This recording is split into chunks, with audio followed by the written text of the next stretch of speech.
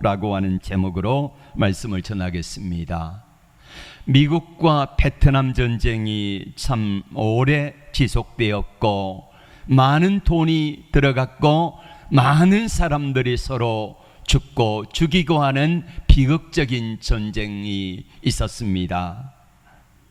이 전쟁에서 1973년도에 미군이 베트남의 양민을 학살했습니다. 소위탄이라고 혹시 들어보셨습니까? 소위탄. 막 불이 계속해서 막 파바박 튀면서 온 지역을 다 불살라버리는 이 폭탄이 바로 소위탄인데, 소위탄이 민간인 마을에 떨어졌습니다. 그래서 한 아이뿐만 아니라 마을 전체가 다 불바다가 되어버렸는데, 그림 하나 보여주세요. 사진. 이게 1973년도에 사진 언론인 상인 퓰리처 상을 받은 그런 사진입니다. 그 가운데 여자아이가 온몸을 발가벗고 있지요. 그리고 상자의 몸에 그 폭탄이 떨어져 가지고, 그게 그저 불폭탄이니까 불이 막 비오듯이 쏟아지니까 머리부터 발끝까지 다 그냥 불이 붙어버린 거예요. 그래서 이 아이가 그 입고 있던 옷을 다 벗어 던지고, 그리고 막 울면서 뛰어나가는데 뒤에 미군이 태연하게 걷고 있는 모습이 보이지 않습니까? 근데 이렇게 해서 한 마을이 쑥대밭이 되어지고 많은 사람들이 죽은 것도 문제지만은, 그로 인하여서 이때에 여기 나온 이 아이가 킴푹이라고 하는 마을의 소녀였습니다. 1996년 미국은 이 킴푹이라고 하는 소녀를 찾아내 가지고 미국 제향군인의 날에 강사로 초청을 했습니다. 지난 아픔을 잊고 그리고 화해하자는 뜻에서였습니다. 그런데 이 한 장의 사진 때문에 이 평생을 괴롭게 살아야 되는 사람이 있었는데, 그 사람은 바로 소위탄, 네이팜탄을 터뜨린 조종사였습니다. 존 플리머라고 하는 조종사였는데, 이 사람이 고국에 가서 보니까 온 신문, 매스컴, TV, 라디오에 이 사진이 도배가 된 거예요. 누가 떨어뜨렸습니까? 자기가 떨어뜨렸잖아요.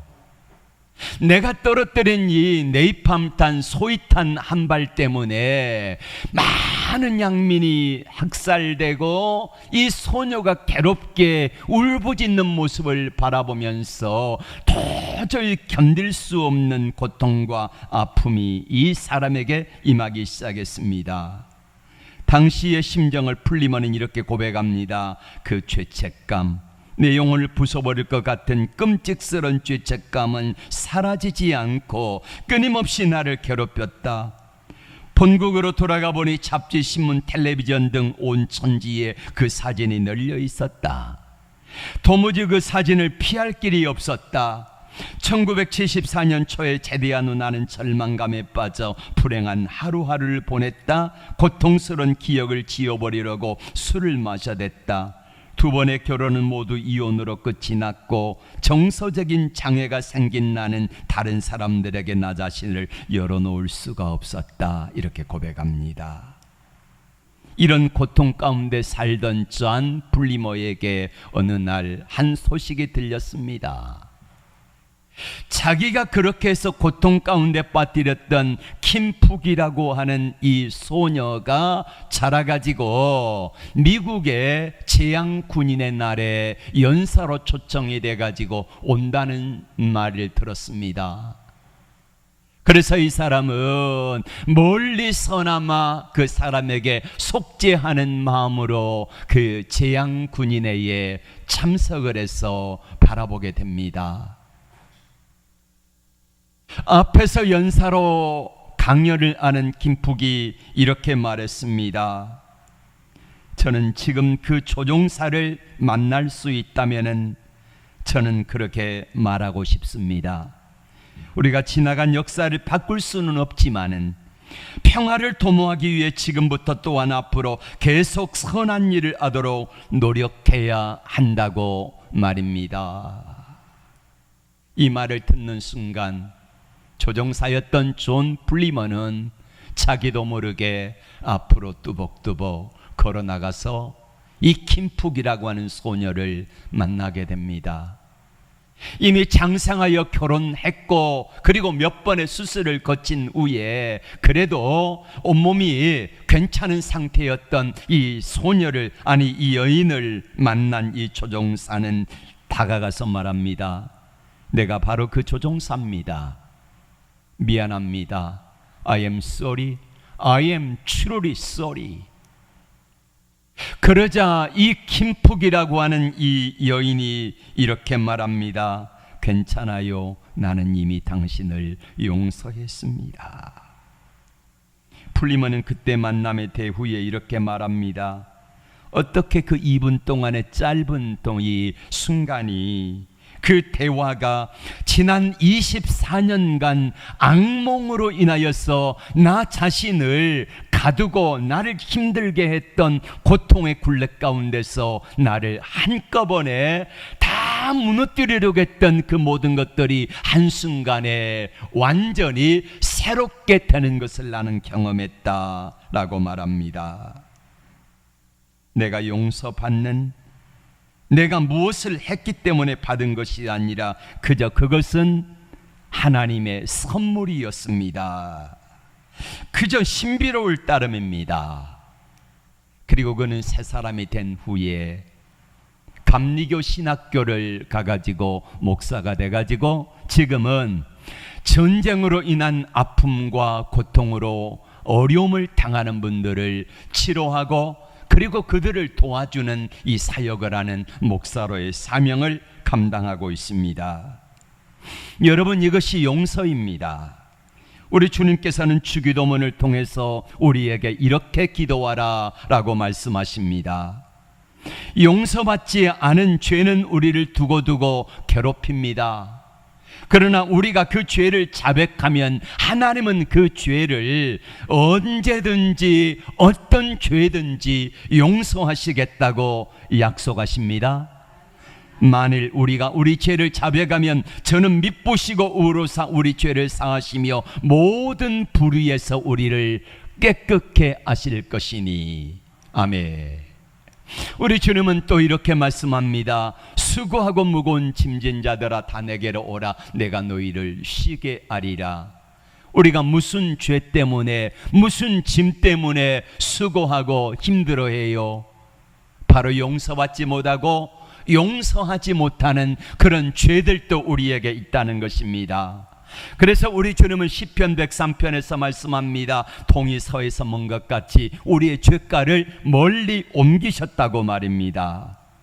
종교개혁자 마틴 루터가 어느 날 기도하는데 사단 마귀가 찾아왔습니다. 이렇게 정죄합니다.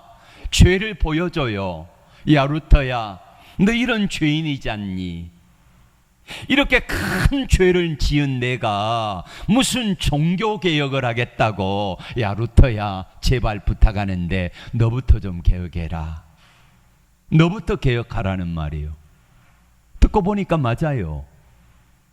그래서 너무 풀이 죽어가지고 있는데 그가 하나님 앞에 기도하기 시작합니다. 하나님, 나 좀 도와주세요. 하나님, 제가 어떡합니까?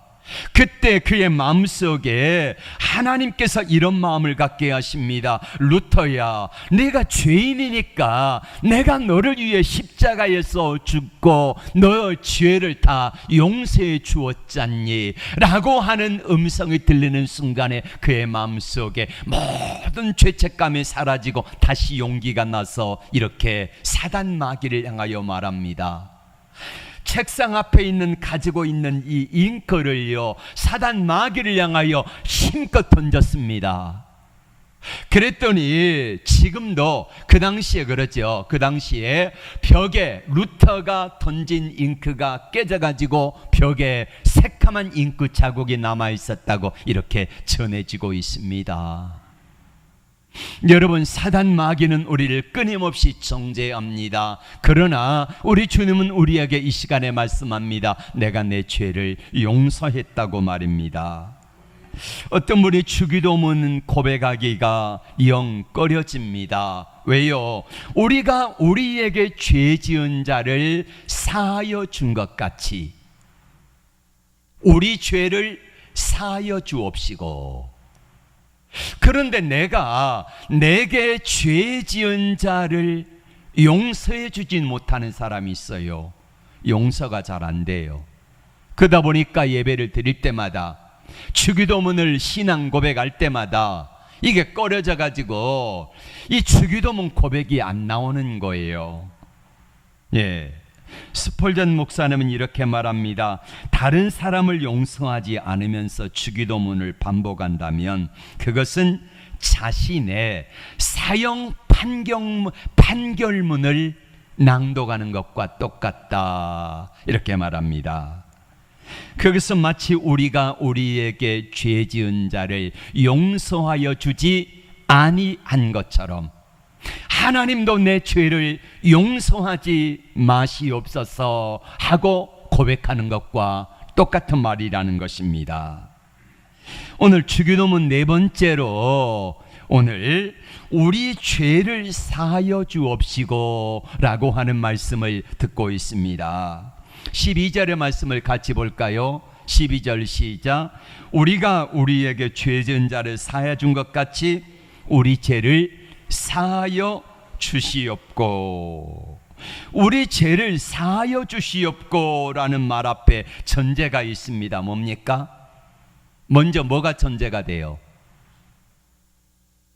우리가 우리에게 죄 지은 자를 사하여 준 것 같이, 자, 내가 내게 죄 지은 사람을 용서하여 준 것 같이 하나님께서도 내 죄를 용서해 주세요 라고 하는 이 말에 앞에 단서가 붙었다는 겁니다. 네가 먼저 용서를 베풀라는 거예요. 내가 먼저 다른 사람을 용서해 주어라, 그러면 나도 너를 용서해 줄게. 이게 바로 네 번째 우리 죄를 사하여 주옵시고 라고 하는 기도문이라는 것입니다. 네가 다른 사람을 용서하지 않으면은 나도, 하나님도 내 죄를 용서하여 주지 않겠다 하는 것입니다. 한번 물어보겠습니다. 다른 사람의 죄를, 내게 무엇인가 심한 죄를 지었고 나를 힘들게 하고 나를 모함하고 하는 사람 용서하기가 쉬워요, 어려워요? 쉽지 않습니다. 어려워요. 그런데 주님은 오늘 우리에게 뭐라고 말씀하세요? 우리가 우리에게 죄 지은 사람을 사하여 주면은 나도 내 죄를 용서해 주겠다라고 말씀하고 계시다는 것입니다. 그래서 여러분, 우리가 세상을 살아갈 때에 뭔가 막 꼬이고 막 헝클어지고 해가지고, 여러분 얽힌 실타래 보셨습니까? 옛날 저희 어릴 때에 어머니가 장에 나가시면은 실타래를 한 묶음이나 두 묶음을 사오세요. 그러면은 자, 이제 실타래가 이렇게 해서 팔자형으로 꼬아져 가지고 이렇게 해서 오면은 제게 손을 내밀라고 해가지고 어머니가 양손에 이렇게 걸쳐주세요. 그리고는 첫 매듭을 풀면은요, 이 실 뭉치에다가 이렇게 감지 않습니까? 그러면 이렇게 해가지고 한 20-30분 감으면은요 실이 완성되잖아요. 근데 잘못해가지고 이게 엉키기 시작하면은요 어떻게 됩니까? 안 풀려요. 안 풀려. 이처럼 우리가 실타래의 첫 매듭을 잘 풀어야지 나머지 실이 술술술 잘 풀리는 것처럼 용서가 그렇다는 거예요. 우리 삶이 엉클어지고 풀리지 아니하고 막 엉클어진 그런 삶의 실타래를 푸는 첫 매듭이 뭐라고요? 용서라는 겁니다. 용서. 여기서부터 시작하지 아니하면은요, 내 인생의 삶의 실타래가 풀려지지 않는다는 것입니다. 그래서 이 용서는 시험에 들게 하지 마옵시고 이것보다 앞에 있습니다. 예. 우리를 악에서 구해 주시옵소서, 이것보다 앞에 기도하라는 거예요. 왜요?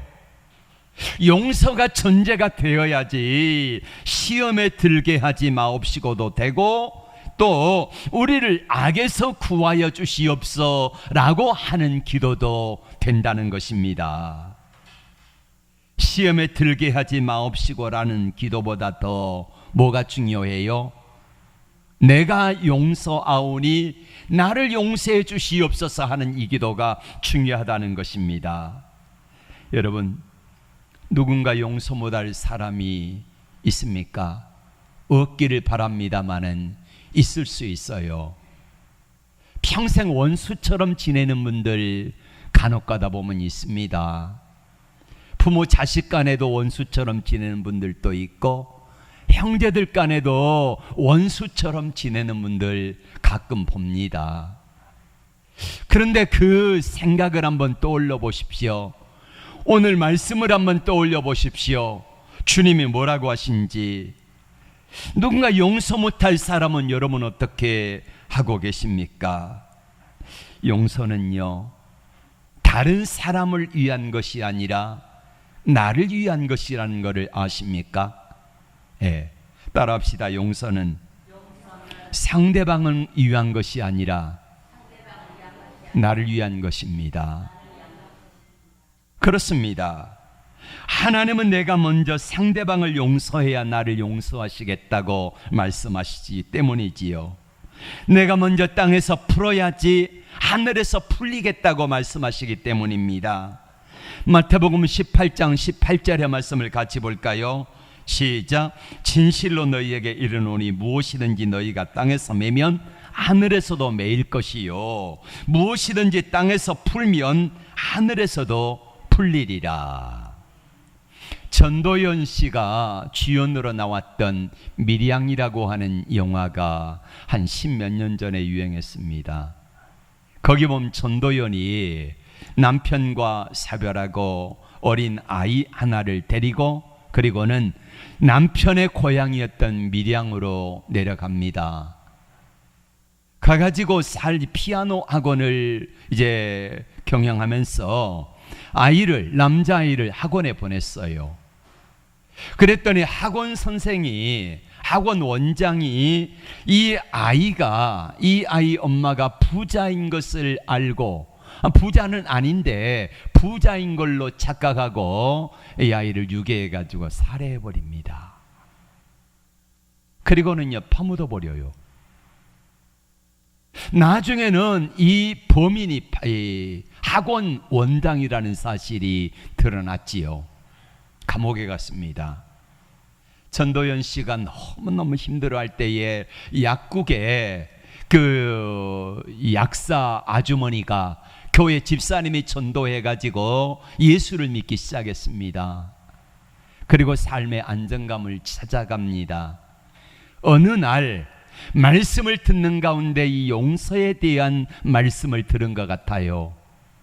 그래서 전도했던 약사 집사님 부부가 이렇게 말합니다. 성도님, 오늘 용서하라고 말씀하시는데 그 학원 원장 어떻게 생각하십니까? 우리가 가서 면회 한번 가가지고 그분을 주의 사랑으로 용서하고 옵시다 해가지고 면회를 갑니다. 갔더니 학원 원장이 교도소에서 예수를 믿은 것 같아요. 그리고는 전도연 씨가 내가 당신을 용서하겠으니 이 말을 꺼내기도 전에, 자, 저를 보시고요. 예. 꺼내기도 전에 이렇게 말합니다. 나 여기서요, 예수님 믿고 내 죄를 용서받았습니다. 예. 그러니까요, 전도연 씨가 뚜껑이 열린 거예요.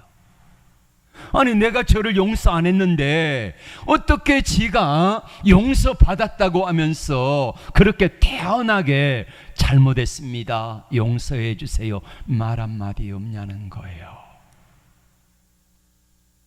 여러분, 이 사람은요, 주기도문에 대해서, 용서에 대해서 잘못 오해하고 잘못 알고 있는 거예요.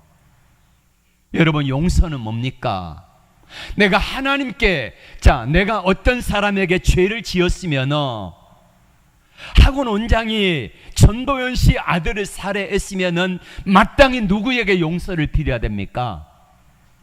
전도연 씨에게 용서해달라고, 내가 죽을 죄를 지었으니 용서해달라고, 내가 정말로 잘못했습니다, 용서를 빌어야 되는데 어떡합니까? 하나님께 내가 용서받았으니 나는 당신에게 용서 안 믿어도 돼, 그렇습니까? 아닙니다. 하나님은 그렇게 가르치지 않습니다. 내가 먼저 용서한 사람을, 죄 지은 사람을 용서하오니 나도 용서해 주세요라고 하는 이 말의 의미 가운데는, 용서라는 의미는 쌍방입니다. 쌍방. 우리는 하나님께 용서받았으니 사람에게 지은 죄는 무시해도 좋다? 아닙니다. 다시 마태복음 18장 18절의 말씀을 펼쳐보시기 바랍니다. 자, 앞을 보시고요, 앞을 보시고 다 같이 시작. 진실로 너희에게 이르노니 무엇이든지 너희가 땅에서 매면 하늘에서도 매일 것이고, 땅에서 풀면 하늘에서도 풀리리라. 이게 용서의 원리입니다. 그러니까 용서는 어떻게 하냐면은, 하나님 앞에 용서받기 전에 뭐부터 하라고요? 사람에게서 용서를 받으라는 거예요. 사람에게 풀라는 거예요. 이것이 없이는 하늘에서 풀리지 않는다는 것입니다. 네 학원 원장의 신앙은요, 잘못된 겁니다. 잘못된 생각, 잘못된 신앙생활을 하고 있다는 거예요. 나만 하나님께 용서받으면은 만사오케이입니까? 아니라는 것입니다. 예. 가끔 가다가 신문이나 TV 기사에 이렇게 나오지 않습니까? 내가 몇십 년 전에 얼마를 도둑질했는데 그 도둑질한 게 마음속에 계속해서 남아있다가 이제야 좀 형편이 돼가지고 도둑질한 것에 몇 배를 담아가지고 보냅니다, 이렇게 가끔 나오지 않습니까? 그겁니다. 몇십 년 전에 내가 묶였으면은 그 묶인 것으로 인하여서 양심의 죄책감이 남아 있는데, 하나님께는 용서받았을지 모르지만은 내가 행한 범죄는 용서받지가 않았잖아요. 예. 이 죄 문제는 해결해야 된다는 거예요. 우리가 신앙생활 잘못할 때에 자기가 자기의에 빠져가지고 나는 하나님께 용서받았으니 나는 상관없어, 웃기지 마세요. 아닙니다. 땅에서 매 있는 거예요. 사람과 사람 사이에 그 문제가 매여 있다는 거예요. 아무리 내가 하나님과 관계가 풀렸을지라도 내가 사람과의 관계 속에서 풀지 아니하면은 여기서 땅에서 매여 있기 때문에 풀리지 않는다는 것입니다. 이걸 먼저 기억하라는 것입니다. 우리가 우리 죄를 먼저 용서해 주면은 하나님도 용서해 주시고, 내가 사람과의 관계를 풀고 용서받지 못한다고 하면은 하나님께서도 나를 풀어주지 아니하시겠다 말씀하고 계시는 것입니다. 우리가 어떻게 해야 될까요? 너그러 용서하며 살아야 되겠다는 것입니다. 용서하며 살기로 결단하십시오. 그러면은요, 용서할 수 있는 힘과 능력과 은혜를 하나님이 허락하여 주실 것입니다. 그리고 그렇게 살기로 결단하며 하나님께 물어보십시오. 하나님, 제가 어떻게 하는 것이 하나님이 기뻐하시겠습니까? 하나님, 제가 어떻게 해야 되는 것인지 하나님이 제게 지혜를 주세요, 이렇게 구하시기를 바랍니다. 용서하면은 떠오르는 사람, 용서하지 못할 사람을 용서하고 그리고 용서함으로 말미암아 최고의 최대의 복을 받았던 사람, 떠오른 사람이 성경에 누가 있습니까? 여러분 누가 맨 먼저 떠오르십니까? 한번 말씀해 보세요. 누구요? 요셉이요? 요셉도 있지요. 또 누가 떠오르십니까? 자기를 죽이려고 했던 사람을 용서해 준데 2번이나 살려줬던 사람 누가 떠오릅니까? 다윗이잖아요. 다윗. 예. 죽이려는 사울과 용서하는 다윗을 우리는 생각해 봅니다. 다윗이 장인 사울에게 미운털이 박힌 거예요. 다윗이 잘못해서가 아닙니다. 다윗이 너무 잘 나가니까 사위였지만은 시기 질투하는 것에 눈이 멀어가지고 다윗을 죽이려 합니다. 옆에서 자꾸 부추기니까 다윗을 죽이려 해서 다윗이 도망 다니잖아요. 그렇게 도망 다닐 때에 다윗이 엔게디 광야에 어느 이제 숨어 있을 때에 사울이 3,000명의 정예부대를 데리고 다윗을 잡으러 왔습니다. 이때 다윗의 인원이 한 600명쯤 되거든요. 숨어 있습니다. 그때에 숨어 있는 다윗 일행이 굴 속에 숨어 있는데 그 굴 속에 사울 왕이 들어온 거예요. 뭐하러 들어왔냐면은 용변을 보러 들어온 겁니다. 대변을 보러 들어온 거예요. 그래가지고 대변이 묻을까봐 옷을 한쪽에 벗어놓고 그리고는 볼일을 보는데 그때 사울 왕이 거기에 들어온 것을 안 사람들이 이렇게 말합니다. 뭐라고 말합니까? 사무엘상 24장 4절부터 말씀을 보겠습니다. 자, 성경 한번 찾아보세요. 성경을 앞에도 나오지만은 성경을 읽는 게 좋습니다. 성경 다 찾으시길 바랍니다. 사무엘상 24장 4절 계속해서 펴놓으시길 바랍니다.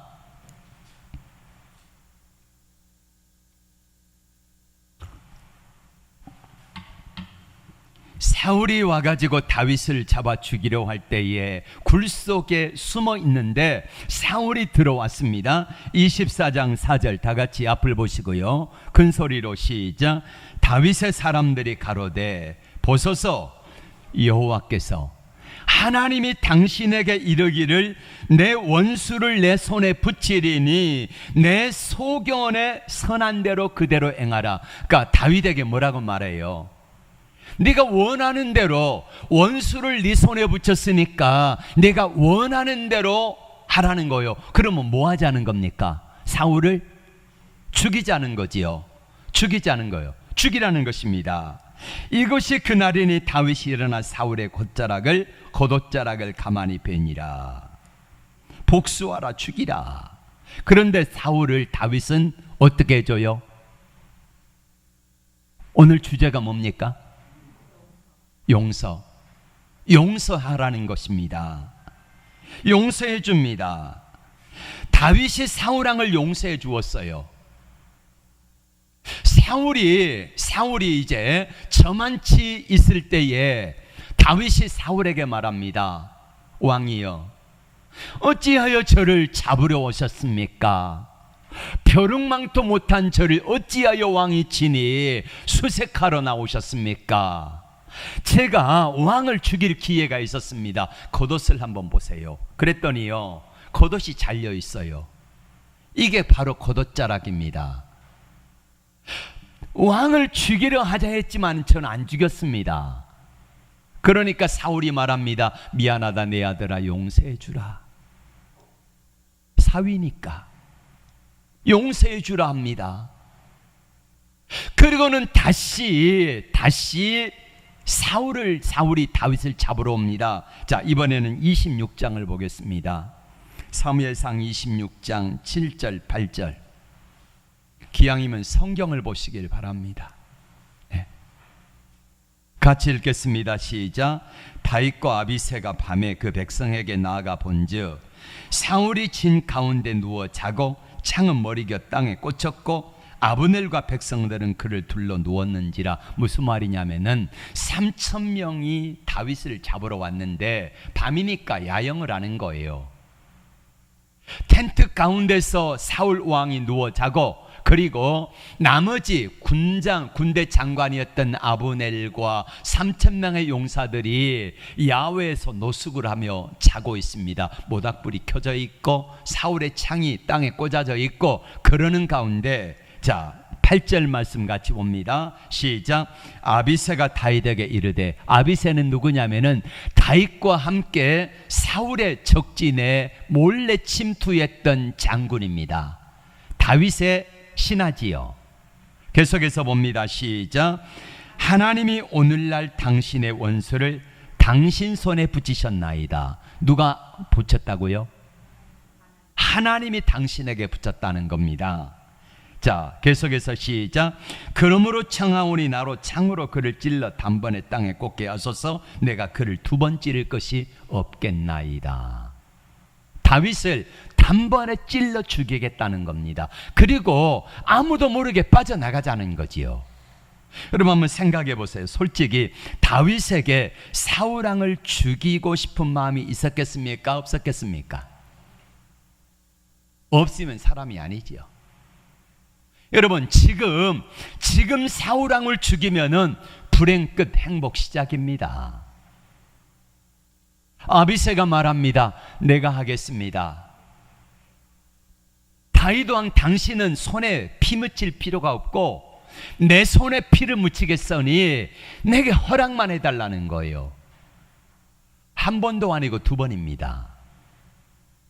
여러분 같으면 어떻게 하시겠습니까? 함께 갔던 아비새가 뭐라고 말합니까? 결정만 하면 당신 손에 피 묻히지 않고 제가 하겠습니다. 아무도 보는 사람이 없습니다. 다 잠들었습니다. 왕의 급소를 살짝만 찌르면은요, 여러분 사람의 급소가 어딥니까? 심장입니까? 네, 어디 여기입니까? 네. 가볍게요, 칼로 목을요, 따면 끝나는 거잖아요. 네. 아비새는 장군입니다. 한 번에 끝낼 수 있어요. 네. 그런데 다윗은 그걸 안 합니다. 용서해 줍니다. 여러분 같으면 어떡하시겠습니까? 한 번도 아니고 2번이나 용서해 주었는데 또 왔어요. 죽이려 합니다. 이 기회만 그 내 손에 피 묻히지 아니하고 아비새가 죽이겠다고 하는데 허락만 하면 끝나는 거 아니겠습니까? 허락만 해주면 따라합시다. 불행 끝. 불행 끝. 뭐 시작? 행복 시작. 불행 끝, 행복 시작입니다. 그런데 다윗이 용서해 줍니다.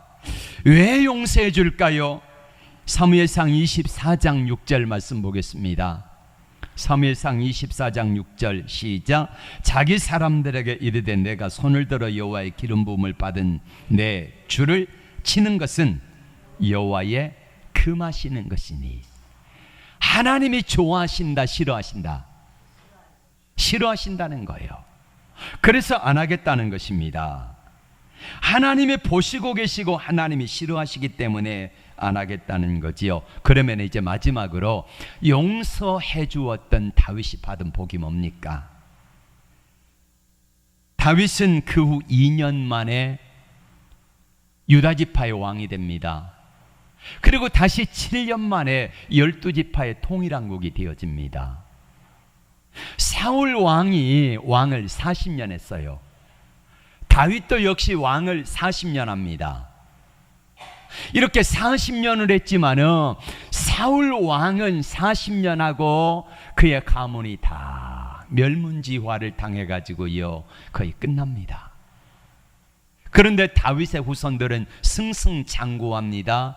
다윗이 40년 하고 그 아들이 누구지요?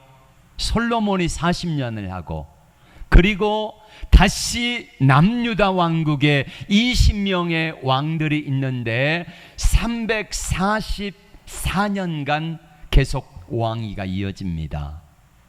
이 축복을 받아요. 뿐만 아니라 다윗의 후손을 통해서 예수 그리스도가 오시는 통로가 되어지는 최고의 영광을 누리게 되지 않습니까? 여러분, 다윗이 왜 이런 영광을 누린다고요? 용서해 주었기 때문에. 용서해 주었기 때문에. 용서하지 못한 사울은 40년 만에 끝나는데 용서해 준 다윗은 자자손손 대대로 놀라운 축복을 받는 사람이 되었다는 것입니다. 사랑하는 성도 여러분, 용서는 남을 위한 것이 아니라 누구를 위한 거라고요? 나를 위한 것입니다. 왜요? 그것이 나를 축복하는 축복의 지름길이기 때문입니다. 용서하는 모습을 누가 보고 계세요? 하나님이 보고 계세요. 다윗이 2번의 용서하는 모습을 보시고 하나님이 눈도장 꽉 찍은 거예요. 사도행전 13장 21절과 2절에 하나님은 이렇게 말씀하십니다. 다 같이 봅니다. 시작. 그 후에 저희가 왕을 구하거늘 하나님이 베냐민 지파 사람 기스의 아들 사울을 40년간 주셨다가 40년간 왕으로 세웠고 그 다음 절 패하시고 다윗을 왕으로 세우시고 증가하여 가라사대 내가 이새 아들 다윗을 만나니 내 마음에 맞는 사람이라. 하나님이 이새 아들 다윗을 만나니 내 마음에 맞는 사람이라 이렇게 말씀하고 계시다는 것입니다. 용서하면은요 기도가 응답되고 용서하지 않으면 기도 응답이 없다는 것입니다. 다시 마태복음 18장 18절 9절 시작. 진실로 너희에게 이르노니 무엇이든지 너희가 땅에서 매면 하늘에서도 매일 것이요 무엇이든지 땅에서 풀면 하늘에서도 풀리리라. 진실로 다시 너희에게 이르노니 너희 중에 2사람이 땅에서 합심하여 무엇이든지 구하면 하늘에 계신 내 아버지께서 그들을 위하여 이루게 하시리라. 여러분, 이 말씀은요 2-3사람이 모여서 기도하면은 기도 응답받는다는 말이 아닙니다. 무슨 말인 줄 아십니까? 2-3사람이 모여서 땅에서 묶으면은요 하늘에서도 묶여지리라는 거예요. 그러나 반대로 2-3사람이 모여서 풀면은요 하늘에서도 풀어주리라. 기도 응답에 대한 말씀입니다. 아니, 기도 응답에 대한 말씀이 아니라 용서에 대한 말이 전제가 된다니까요. 너희가 먼저 용서하지 아니하면은 하늘에서 묶여가지고 기도 응답이 없고 너희가 땅에서 풀면은 이 땅에서 풀면은 하늘에서도 풀어주리라. 자, 마지막 6장 마태복음 6장 14절 5절의 말씀을 읽겠습니다. 시작. 너희가 사람의 과실을 용서하면 너희 천부께서도 너희 과실을 용서하려니와 너희가 사람의 과실을 용서하지 아니하면 너희 아버지께서 너희 과실을 용서하지 아니하시리라. 맺습니다. 용서는 나를 위한 겁니다. 용서하냐 안 하냐 이 모습을 하나님이 보고 계세요. 그리고 용서하지 아니할 때에 땅에서 묶여질 때에 기도 응답이 없으나 이 땅에서 풀어 용서하면은 하나님의 기도 응답을 약속하고 계시는 것입니다. 기도합니다. 하나님 아버지,